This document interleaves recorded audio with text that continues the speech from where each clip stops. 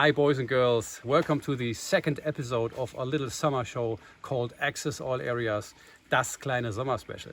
I hope you saw the first episode, it was splendid. So if you didn't see it, go back, watch that thing. And now we come to the second episode and what we got in store for you. The first part you will see now is from The Nation Defaced. It's a live video clip from their song Goddess of Machines back from 2018 when they were on tour with the mighty God Dethroned. This one is previously unreleased, so enjoy it. It's the first time you will see that.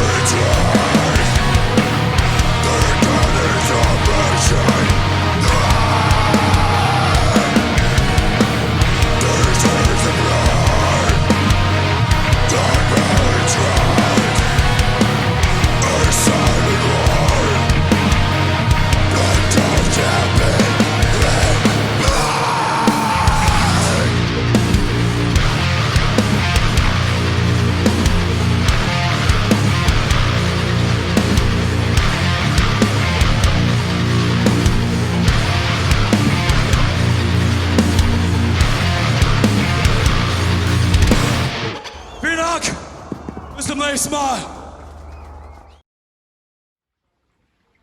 The next thing you will see is really different. It's a clip from the Prophecy 23, who entered the media control charts in Germany several months or weeks ago. They really did. It's really serious. And they thought, what could we do to make this difficult time a little bit more fun?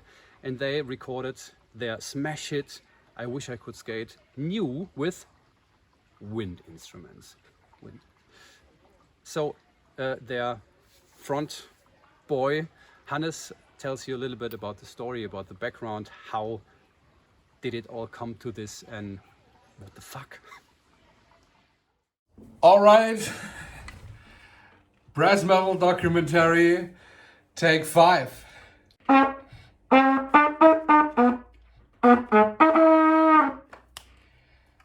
Hey guys, my name is Hannes. I'm the singer and guitarist, and I'm into some recording stuff as well here in my little studio. My band is called The Prophecy 23, and as you may hear from my pronunciation, we are a German thrash metal band, but not that kind of Teutonic thrash metal thing, you know. It's more kind of, you know, crossover stuff with influences from punk music, old school, hardcore, death metal and stuff like that. We decided to call it fresh metal. Not thrash metal, but fresh metal. So it's easy. The Prophecy 23 from Germany plays thrash metal. That's it. Well, back in March, we released our new album called Fresh Metal. Fresh metal. And we ain't got no big, you know, promo budget on that. But somehow, and thanks to our loyal fans, we made it up to the official German album charts. And, you know, for being a little underground metal band, that was absolutely mind-blowing. And we are still speechless. We do appreciate every single one of you out there who buy our record or who will buy our record. Thank you so much.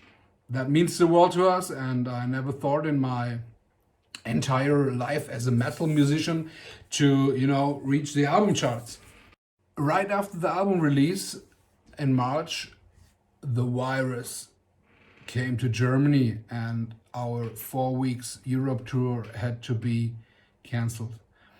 That was really hard for both fans and us. The whole live music industry is fucked up right now, as every one of you knows. We were announced to play festivals like Summer Breeze this year, but nothing of that will happen. That's hard. But maybe this gives us a new freedom to do things we never thought we would do, you know. So we have time, and that's why we decided to do a thing we call brass metal. Brass metal. What's that? Not fresh metal, but brass metal. Okay, the story behind brass metal is a podcast interview we did last year with Musikhaus Heilbronn. On this interview, we recognized that every one of us, every band member, played a brass instrument back when we were kids. You know, we didn't knew that before. Like Theo, he played the trombone. Luca and Phil are into saxophone. Jackson played the horn, and I played the trumpet back when I was a kid, you know, and some horns as well. So all brass instruments. And in that interview, we said, just for fun, come on guys, let's do a brass metal song. So we never thought we would do that for real in that situation, but Corona made us do this. So I bought myself this cheap but green trumpet. Every band member borrowed an old instrument somewhere and we choose one song to rearrange with all that instruments. That was the musically challenge for us. Totally crazy, but we felt like it, and it was a lot of fun to figure out things we learned or not learned years ago. And this experiment doesn't make any sense.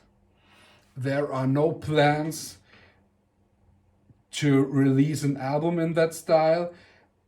There is no plan to play this music style ever in a live situation, just for fun of it, No sense.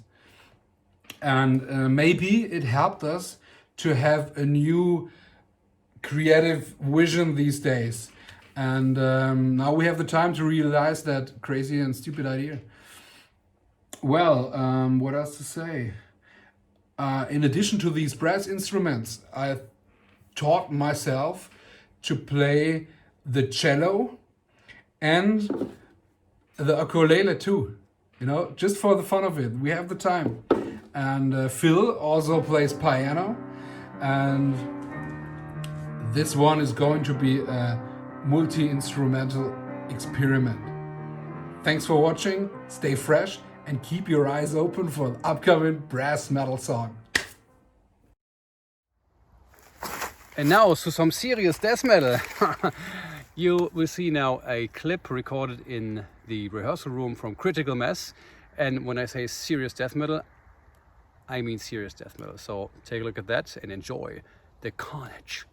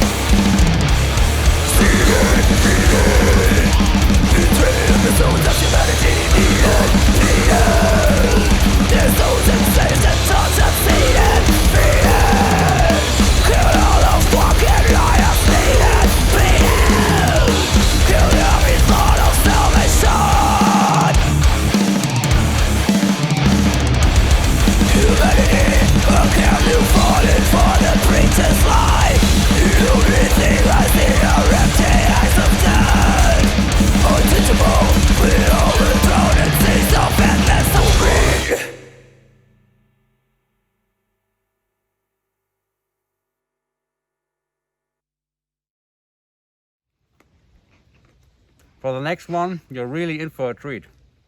you will see what we do beside the band in our rare spare time. And the first part of the part you will see is about me. And you will see that I am doing my own action figures. So take a look at that. This will be awesome. Awesome. To create my own action figures, I use wrestling figures from the 90s as a fundament, and in this case here I wanted to create a Deadpool figure for Mika's birthday, as he is a huge fan. I took that head from another Deadpool figure and duplicated it with gypsum. If necessary, you have to search for accessoires like weapons. I took those swords from Ninja Turtles figures and adjusted them to the size of my figure. And then the sculpting starts. Everything you can't buy or doesn't fit, you have to sculpt for yourself. For that, I use a special modeling compound that hardens within an hour or two. And as Iron Maiden already said, be quick or be dead, or hard in this case. Sculpting is fun, but it's a shitload of work. And you gotta sculpt belts, weapon holders, all the small pockets and stuff. And after that, you clean it up real nice with sandpaper, and then it's ready to be colored. I use acrylic colors that I also use in the Warhammer universe, and coloring is the hardest part because you really have to be calm doing it. And I am not known as the calmest person, so this is a challenge for me every time. First, you gotta prime the whole figure. It already looks pretty sharp, doesn't it? Then you start with the coloring. First the main color and then the other for smaller parts.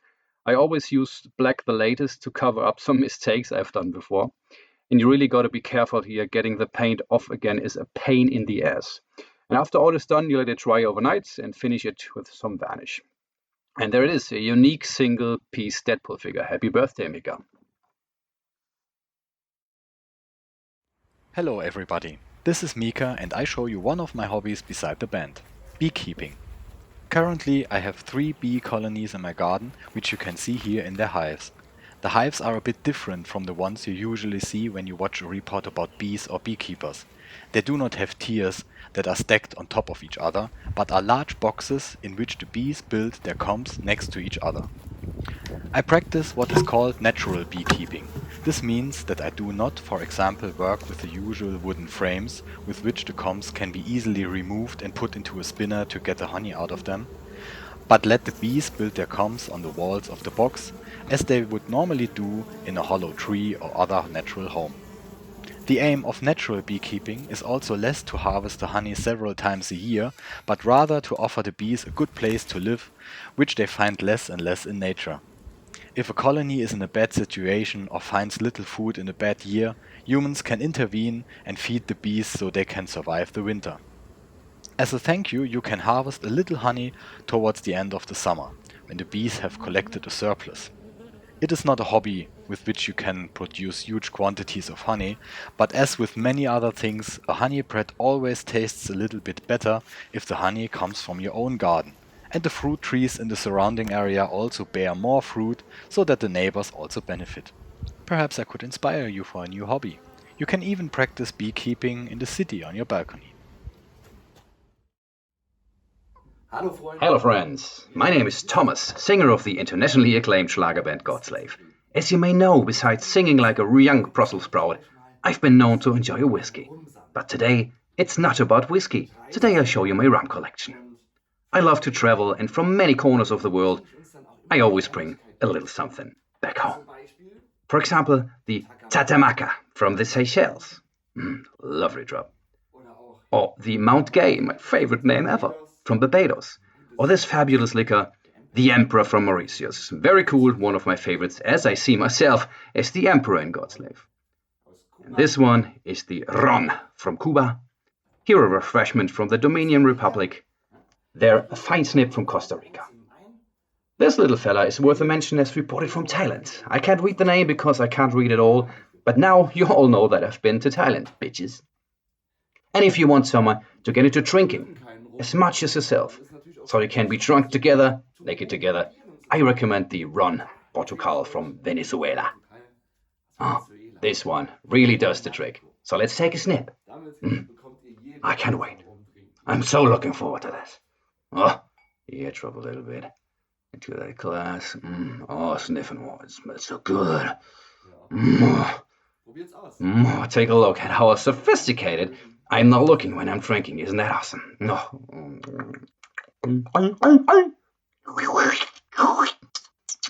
Ah, I'm gonna be drunk in seconds. Cheers. This is it. The second show is done. We'll see you again next Sunday for the third of 4 shows. And remember, if you like the show and you want to support the bands, check out the description below with the PayPal me link. So I would say goodbye, take care, stay healthy, be safe, see you.